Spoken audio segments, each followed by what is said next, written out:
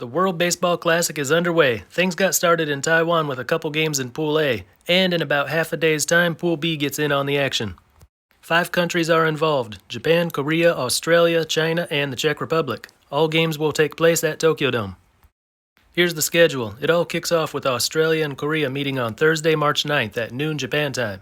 In the evening, it's China versus Japan. Friday, Czech Republic versus China and Korea versus Japan. Saturday, China versus Australia and the Czech Republic versus Japan. Sunday, Czech Republic versus Korea and Japan versus Australia. Monday, Australia versus the Czech Republic and Korea versus China. 2 of the 4 World Baseball Classics have been won by Japan. The other 2 times they've finished third. They've never failed to reach the final round, and they're playing at home. Korea was third in 2006, runner-up in 2009, but disappointed the last 2 times. Australia has been a part of every WBC, won a few games, but never made it to the second round.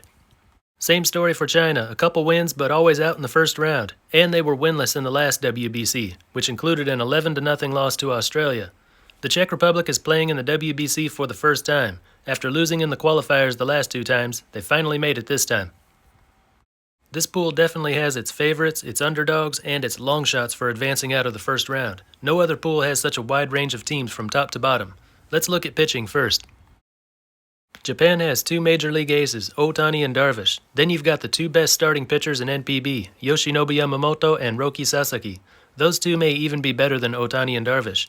Yamamoto's won the league MVP the last 2 years. Sasaki threw a perfect game last year and threw a 102.5-mile-an-hour fastball last weekend. That is easily the best rotation in Pool B, arguably the best in the whole tournament. The bullpen is full of young NPB relievers and other NPB starting pitchers. Masahiro Tanaka wasn't even good enough to make this team, though he was good enough for the Yankees just a few years ago. Korea's got Kwang Hyung Kim, a good major league pitcher just 2 years ago. He's joined in the rotation by 3 of the KBO's best, Chung Mo-koo, Hyung-jun So, and Wee Lee-ee, all the best KBO relievers in the bullpen. Doesn't measure up to Japan's pitching staff, but they're far ahead of the other 3 teams in Pool B. Australia has 1 former Major League pitcher, Warwick Saupold. He also pitched in the KBO a few years ago. The rest of the guys are minor league pitchers or Australian League pitchers. Not too bad, but the best of the Australian League comes up short compared with the best of the KBO. The Czech Republic's pitching staff is mostly pitchers from the Czech League. Some used to play in the minors but didn't make it very far, and the Czech League falls short of the talent seen in the Australian League. Then there's China. They've got a decent KBO reliever, a good college pitcher, and the rest we don't know much about. They may actually be very close to the Czech team as far as pitching, but I would still have the Czechs 4th and China 5th.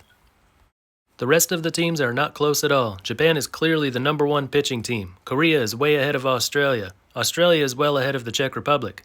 But what about hitting? Japan is number 1 once again. Their lineup includes 3 major league hitters, one of them the 2021 American League MVP.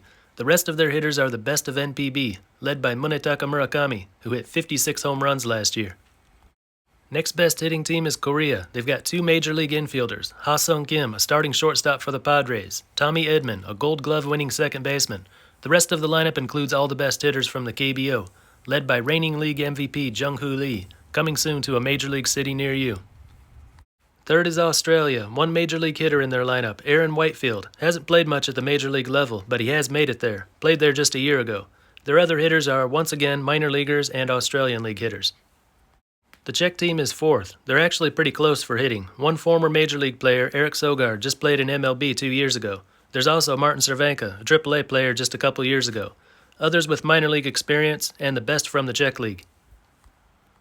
China's star hitter is Yusuke Masago. He played a little for the SoftBank Hawks a year ago and in past years, but spent most of his time in the NPB minors.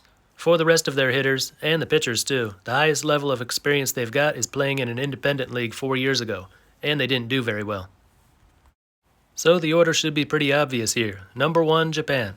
Number 2, Korea. Number 3, Australia. Number 4, the Czech Republic. And number 5, China. I'm sure that surprises nobody. The reason is simple. These 5 teams are mostly using the best from their own domestic leagues. NPB is second only to MLB. KBO is another strong league, but a step below NPB. The ABL's got up-and-coming minor league prospects, but doesn't match up to the KBO's talent level. Czech Baseball Extraliga doesn't come close to the ABL's talent level, and China's had a hard time keeping its league going year after year. Possible upsets? Yeah, Japan on a bad day, Korea on a good day, those 2 could easily be swapped. Czech Republic over Australia? Sure. The hitting is already pretty close between the two. Something would have to happen to even out the pitching, like a really bad day for one or two Australian pitchers, or an unexpectedly brilliant performance from a Czech pitcher. China over Czech Republic could happen. Wouldn't be much of an upset, really. The pitching is pretty close. It'll be most likely to happen with a dominant performance on the mound from a Chinese starting pitcher. Otherwise, the Czechs are going to win the hitting battle. I don't see any way Australia beats Korea. They could pull it off if they were facing a Korean team that was looking past this game and thinking about their next game with Japan. But the Korean manager has made it very clear that they are focusing all their attention on that first game with Australia, knowing they can lose to Japan and still make it to the next round. Australia cannot beat a Korean team that's determined to beat them. One more prediction. This pool will see more games ending with the mercy rule than any pool at any WBC we've ever seen before. But that's just what I think. Let me know what you think down in the comments. That's all for this one, and until next time, this is Baseball International.